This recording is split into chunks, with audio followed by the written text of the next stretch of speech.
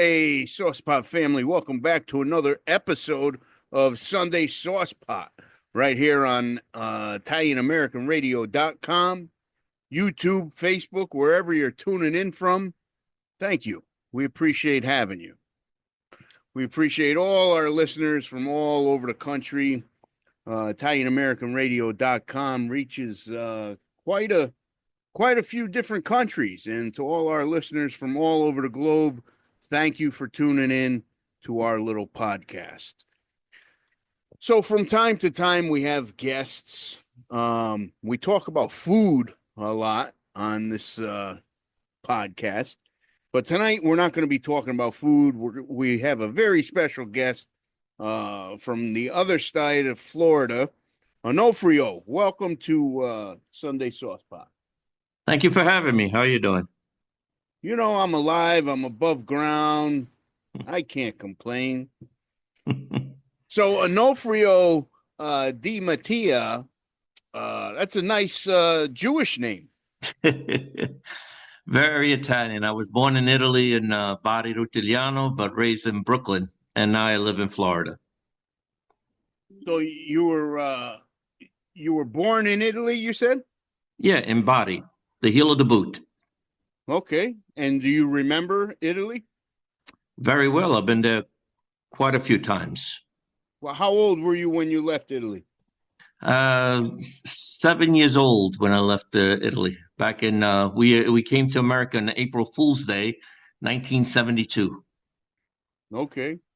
And Onofrio is a master jeweler. Okay. So 7 years old, you moved to Brooklyn and you grew up in Brooklyn. And I heard a little story that you went to a high school where the Sweat Hogs from Yeah, Welcome Back Kotter went to. very famous high school, New Utrecht High School. What is it called? New Utrecht High School on 83rd Street and New Utrecht Avenue. So the classroom, Mr. Cotter's classroom, are you familiar with that classroom? Did you go there? I think they filmed that in the studio. They just used it for I guess the look of it. The school is over 100 years old. It's an amazing school. It's the only school in Brooklyn that has a swimming pool. So it has a lot of history. A lot of famous people also graduated from there.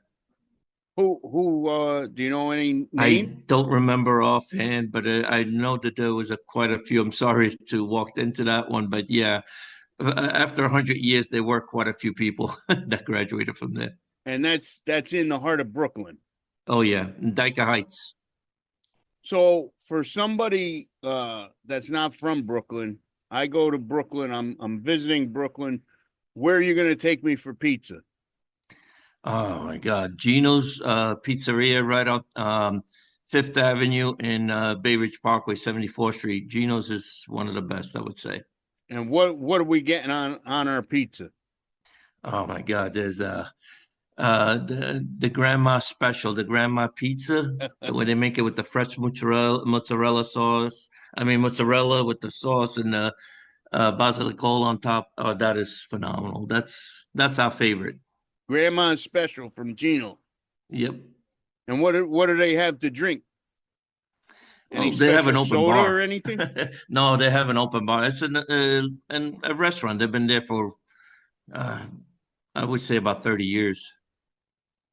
Now, that's a long time. That's good track record. So Oh now, yeah. have you ever been to Connecticut? Yeah, quite a bit, quite a few So times. you've had Connecticut pizza. Yeah, but I would say Geno's is better. What part of Connecticut did you have pizza in? Oh God. I don't remember offhand exactly. Well, that's how Uh, come you think Geno's is better.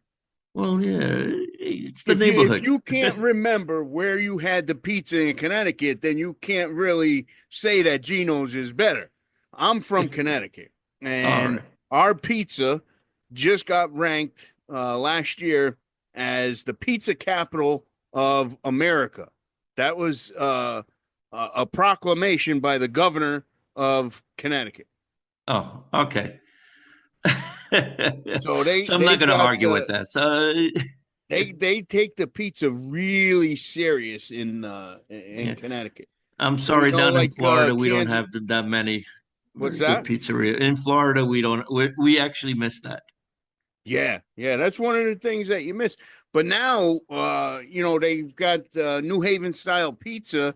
That's the town in Connecticut, New Haven, is popping up all over. We've got a New Haven style pizza parlor here in on the Treasure Coast, and you know, you go toward West Palm Beach, and you've got several out that way. And one of the famous pizza parlors is Pepe's, Pepe's Pizza, Peppies. and they got one over there, and all these other ones. Beats is out there. Over here, we've got Fantini's. In Chicago, you've got Peace Pizzeria. So they've got New Haven style pizza all over the place. So, but if I Awesome. ever do go to Brooklyn, I'm gonna be sure to check out Gino. Good. So, you are a master jeweler, and where did you learn to become a master jeweler? Right in my high school, I started, well, a lot of my friends, one that you know very well, Luciano, even suggested me, because I was always good in wax carving and sculpture type pieces. So Utrecht had a very, very good jewelry class. So I went into the class. My teacher at the time, John Parenti, he looked at my work. He said, "This is what you're meant to do." And he pushed me to go on to college in Manhattan called Fashion Institute of Technology, which had a very, very good jewelry course. I graduated from college, went on to work for Tiffany's for quite a few years, and then Cartier, and then I started my own company. But as Really, far as master jeweler, you worked for Tiffany's? yeah, for about 10 years, one of the head model makers.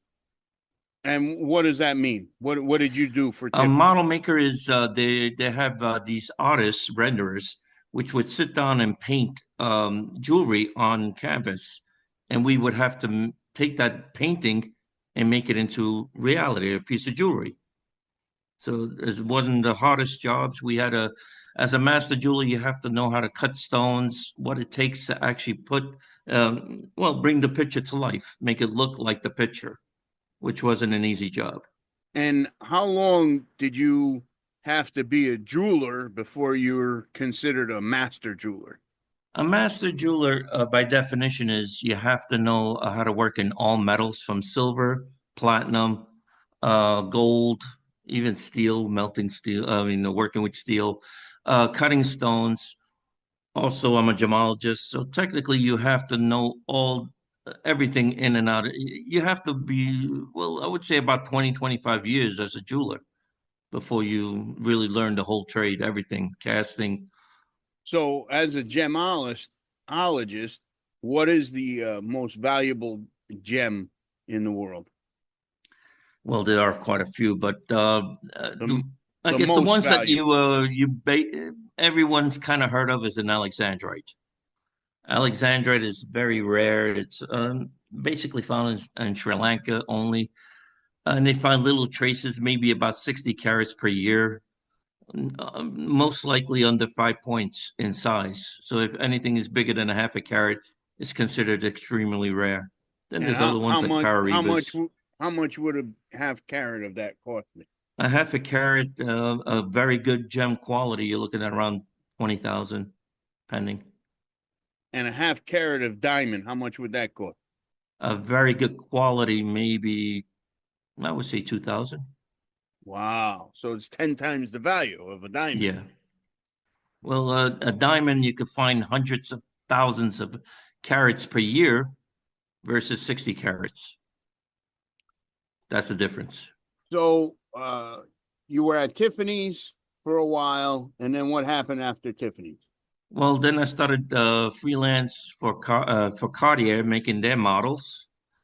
And then I guess people were nudging me, you know, you're really good at this, you know, making up work and making up the pieces. Why don't you just start your own company? So that's when I started my own company And that's about 30 years ago. Uh, Onofrio Demattia Fine the Jewelry Boutique. exactly, exactly. And And I won quite a few design competitions. I was featured on covers of magazines with believe it or not, a big tarantula. I carved a tarantula one that was roughly 2 inches in size with a almost a three-quarters of a inch black pearl as a body, which was a phenomenal looking piece. And it happened to make a cover of a magazine, and that actually exploded my recognition as a master jeweler or a designer jeweler. so, uh, Fine Jewelry Boutique, Onofrio Demattia. Uh, is that the Facebook page? Is that the website? How can people find out about you? Yeah, you could go to Onofrio de Oro, which is my name.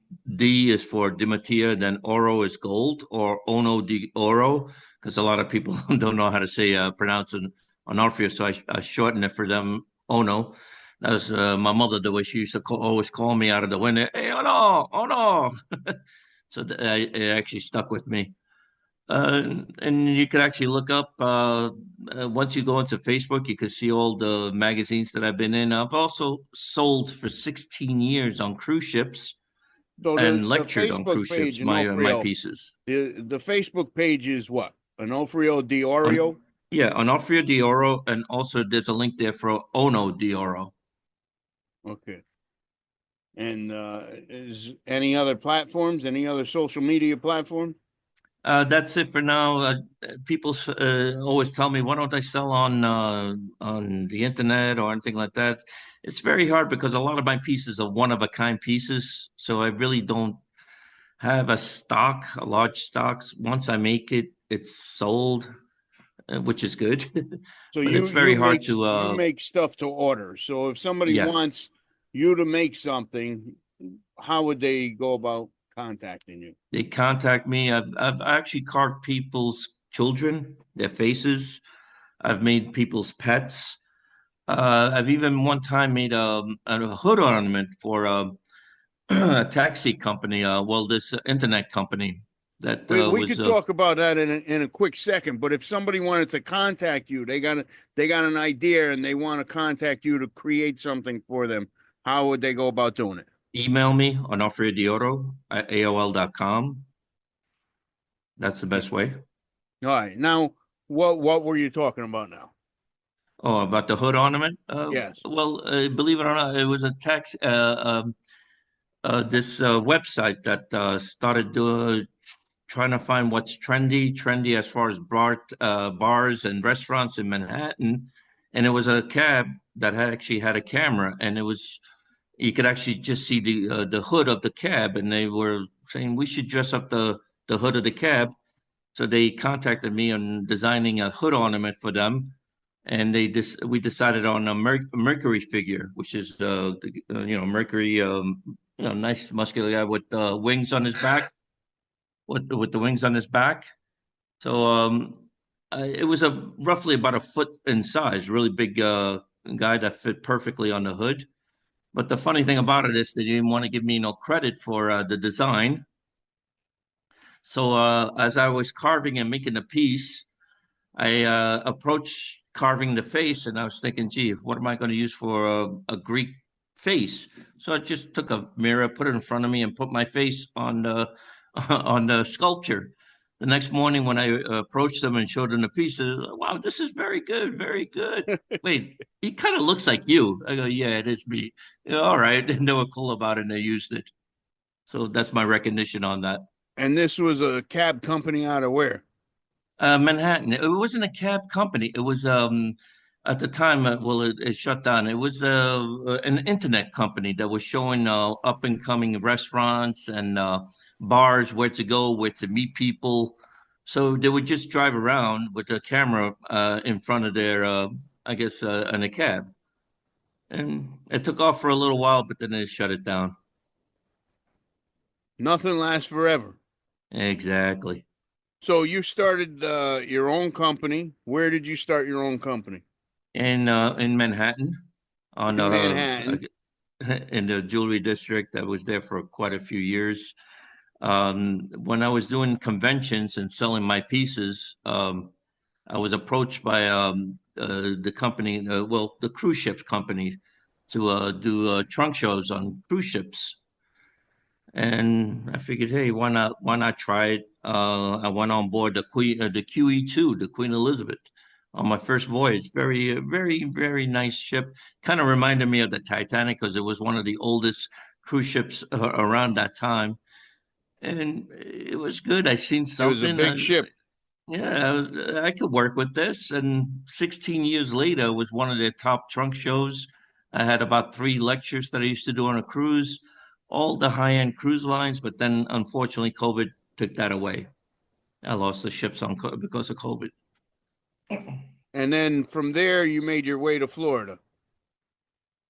Actually, Florida was a pit stop. I needed a place to stay to rest before the cruises and after, because every single time I would go on a cruise ship, it would be for about a month and a half. So some downtime was Florida, which was perfect. We flew into or drove into Florida and then took the 2 hour ride through Alligator Alley down to where you are to pick up the ships from there and cruise off for about a month and a half. Sometimes there were world cruises. So I've seen the world 6 times. It's an amazing world. I've been to Italy, Civitavecchia, all the major spots where ships go. That's where I was.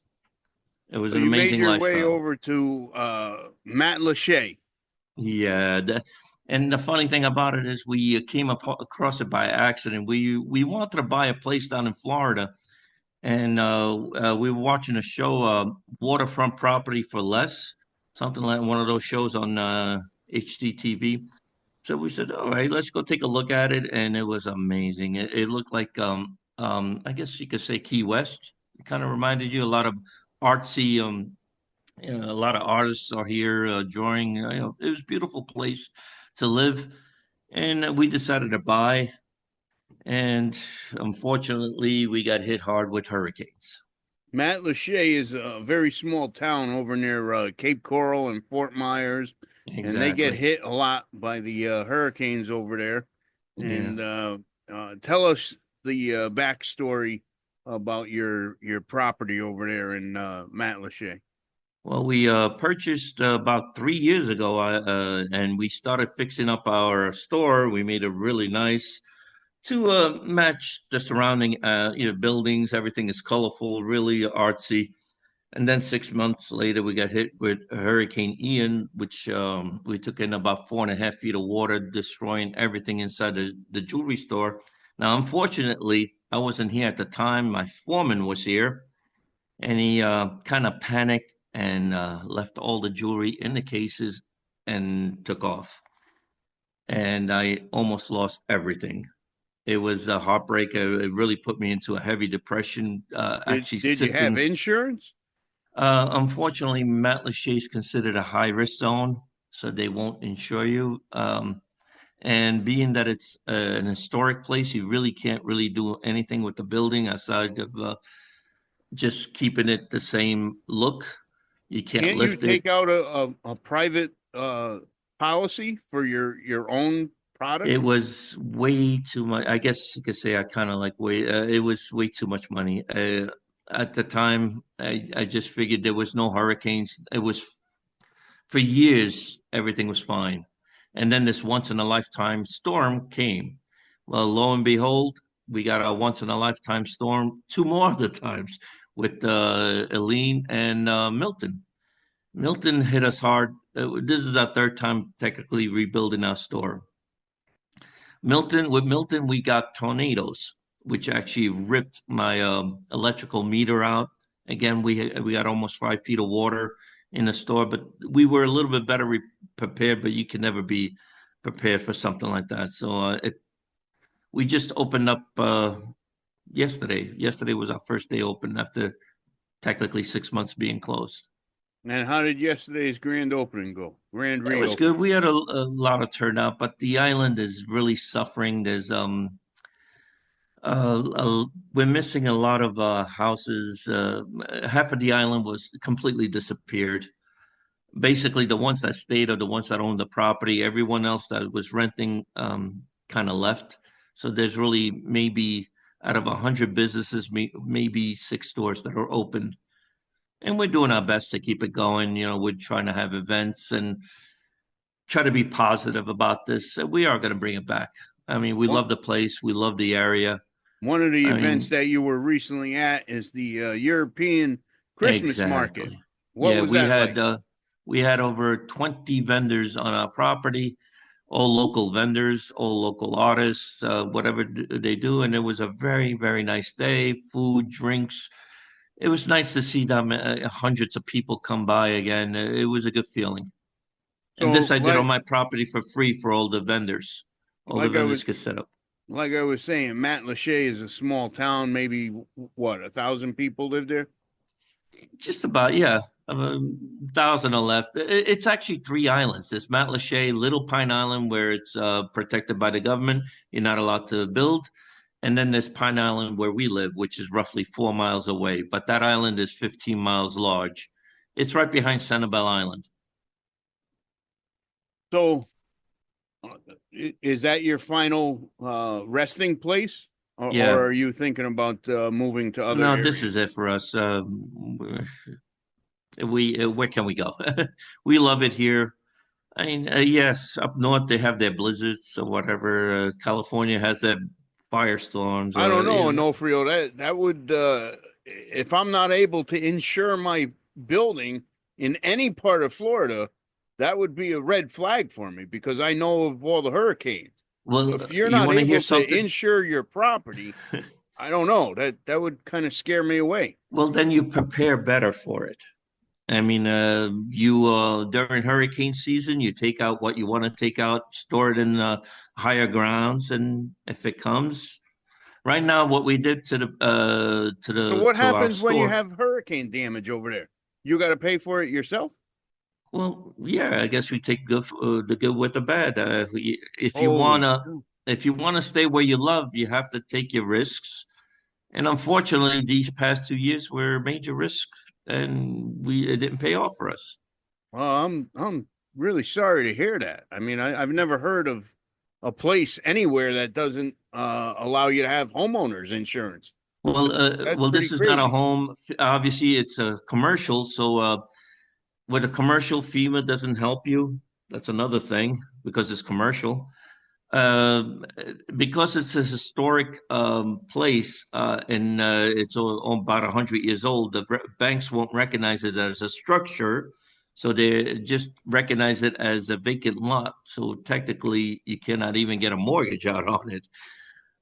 But they're trying to change it now in the sense of they're giving us leeway to maybe lift the structures up 3 feet, so they're finally giving in. The historic board. They were a little too tough in the beginning, but now they're starting to Well, let go a little bit. that's good that they're starting to work with you a little bit because Well, they have in to. the state of Florida, I mean, hurricanes are not going to stop. I mean, it's inevitable. You're going to continue to have hurricanes as long as Florida exists. I mean, it's like snow in New York. Snow comes every year. Hurricanes come here every year. You want So to hear another that's. crazy fact? What does Matlacha mean in Native American? The water is knee high. Did That's you what know that Matlacha moving means. there? Huh? Did you No, know I that didn't know moving that there? until afterwards. So we got a few minutes left here, and we're like I said, we're speaking with Onofrio, uh, the master jeweler of Onofrio de Oro Fine Jewelry Boutique in Matlacha, Florida. Now, if somebody were to walk in your shop, what is something that would catch their eye? What's one of your high Well, quality items that you have there? we have high quality. Well, we have something for everyone. I don't want to just exclude everybody. If you're going to come into my store and you want to spend $10, I have something for you. If you want to come in and spend something that is $20,000, I have something for you. I don't want you to just think that I'm a high-end store or anything. I cater to everyone. Just because I'm So an do you have award-winning items designer, on display? Do I you like have to think I'm an award-winning designer for everybody. stuff on display in Nofrio? Oh, yes, yes, Okay, so always. my question was, if somebody walks in your store, what is the one thing that they're going to see? Well, all sculpture type pieces like octopus holding a 22 millimeter pearl or a 290 carat blue topaz, or mermaids that I carved with my own hands, holding again a pearl or something very unique, things that you're not gonna see anywhere because they're my designs. I have monkeys, monkeys as earrings, monkeys as bracelets, all nature inspired jewelry, Flamingos? manatees, You got any dolphins. flamingos in there? Oh yeah, I have flamingos coming out of my back door in the store. There's so I many seen a flamingos. couple pieces that you did alligators I saw. Yeah. Yeah, I had So I how long played does it take you to make something like that? That it alligator? if I could see it in my head, I can carve it within I would say under an hour. The wax model. Now, I always carve my pieces out of wax. It's called the lost wax method. It dates back thousands of years. After I carved the original wax model, I cast it into gold, which is a process where I take the wax, put a steel cylinder over the wax, mix like a plaster of Paris, pour it on top, put it as soon as it hardens, I put it in the oven. The wax melts out. You have the cavity inside the cylinder, inside the plaster. Then I melt the gold or silver and pour it in, and there I have the metal piece. And do you do any jewelry repair? Yes, I've taken on repairs. Obviously, nowadays I'm doing everything because it's not what it used to be. We used to have 300 people come through the store before Ian hit. Now we have maybe 10 people coming in, but it's going to come back. It will come back. Patience and perseverance Always. is the key to anything in life. Oh, yes. So tell us again the Facebook page. Onofrio D, like Demattia, Oro, or Ono, which is ONO D Oro. And are you on any other social media? At the moment, no. I'm taking it easy, just talking to you, talking to whoever wants to listen. Okay, so Facebook, and maybe down the road you'll get Instagram going. Who knows? Yes. I'm All an old right. timer. I like to do everything face to face. Yeah, old school. So how Yeah, old are you, exactly. Nofrio? I'm going to be 60. Nice. You're living your golden years in beautiful sunny Florida. Yes, I was thinking I was going to be doing fishing and a little bit of selling. Right now, I'm doing a little bit of painting and carpentry, plumbing, everything it takes to put my store back in together. Well, it's glad to hear that you got it back together and you had a grand Yes. reopening. And it's just going to take some time. Like I just said, patience and perseverance, and faith in God. You got to have faith in God through every Oh, yes. situation in life. So, Onofrio, I want to thank you for your time tonight to be on Sunday Sauce Pot. Thank you. Thank you for having me. All right, guys. So, if anybody would like a piece of jewelry, go check out Onofrio's Facebook page, Onofrio Doro, and he'll create anything that you can think of. Thank you. Yes. All right. So, until next time, guys, who loves you, baby?